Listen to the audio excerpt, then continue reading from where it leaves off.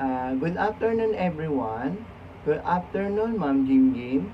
Ang pag-uusapan po natin about sa plant. So, ano mo ba yung mga planting? Ito po yung inaalagaan po natin sa pagkasay may halaman tayo, inaalagaan natin yan. Kasi, mahilig tayo sa plantita o plantito. So, yon, dinidilig natin siya tuwing gabi or umaga or hapon. So, kasi yun, sumusulo yun kapag dinidilig. Pag tag-ulan, hindi namin dinidilig yun. Kasi, umuulan eh. Kasi si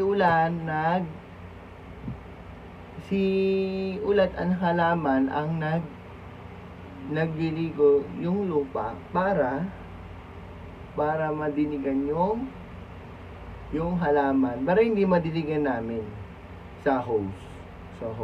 Yun lang. So that's all. Yun lang po, Ma'am Jingjing. Thank you for sa pagkikinig and God bless to all. Bye-bye.